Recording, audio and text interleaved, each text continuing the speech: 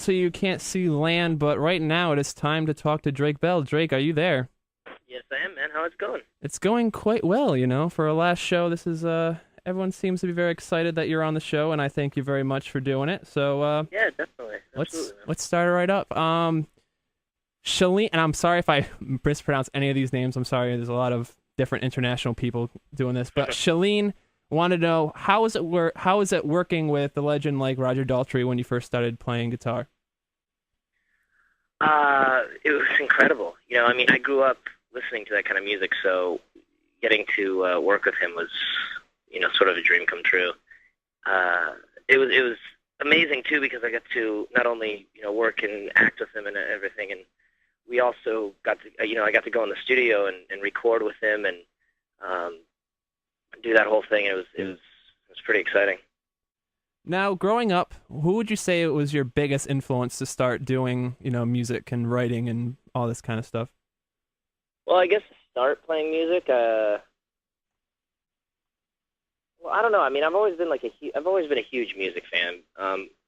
Guitar wise, I guess it would be Brian Setzer. He was the one. When I first started playing guitar, I wanted to be Brian Setzer, and but then after listening to more music and getting into like the Beatles and Beach Boys and all of that, and Bob Dylan, and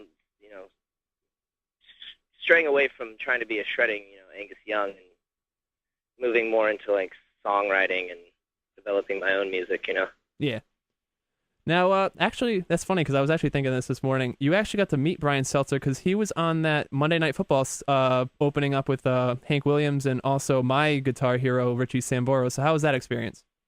Oh, that was awesome. Richie was awesome too. He was such an awesome guy. Um, but it was incredible. I mean, here I am. This is something you dream of. I mean, I grew up idolizing Brian Setzer. I had every record and every video. I mean, I had everything on the guy, and had seen him, live 20 some odd times, and being able to actually sit on stage and jam with the guy, it was like, that was like one of the coolest moments ever. Now, towards the end of your Drake and Josh career, you actually got to produce and direct one of the last one, the shrimp episode. Now, do you want to continue maybe doing something like that, directing, producing? Absolutely. That's something I've always been. It's always been a passion of mine. I've always loved being behind the camera as well as in front of it. Directing is just something I've always wanted to do. I'd love to continue doing it. Now, in your concerts, I've seen them, and you do a lot of covers. Jellyfish, joining a fan club. You do a lot of the Brian Seltzer stuff. Now, these days, if there's one song that you could do a cover of right now, what would you say it would be? Man, that's a tough question. You're on the hot seat, so I have to ask these questions. Let's see. I'd like to cover like an old song. Yeah, any type of song. Um, Man. I don't know, Mr. Blue Sky. That'd be a Yeah, fun one. that's a good one. That's a good one. Now, let's go into the now right now, and that's you're doing a third album. Everyone's very excited about it, and you've actually worked with a lot of people outside of the usual Backhouse, CJ, and all them.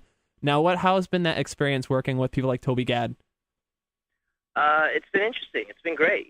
They're all really amazingly talented guys. I've also got to write with a lot of people who I've grown up loving.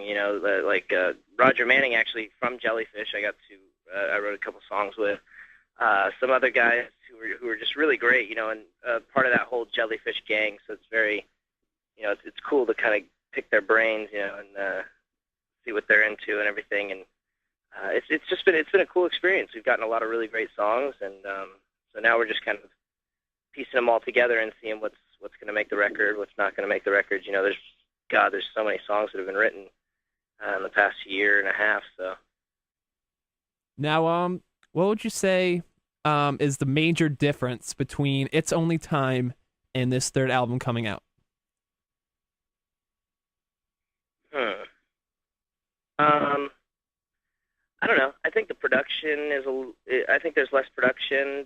I mean, but I don't know. I mean, we're doing different things. I think there's some things as it stands right now that are vastly different from It's Only Time. It's more, um, not as vocal heavy, not as many lush harmonies, and it's not as Brian Wilson-y. It's, I guess it's more, I guess a straight ahead singer-songwriter rock, just a little more. There's a lot of, I don't know, there's a lot of more emotional songs on the record, I think. It's Only Time was filled with a lot of happy-go-lucky, fun stuff. This one's got a little bit more emotion, a little bit more like Telegraph, I think.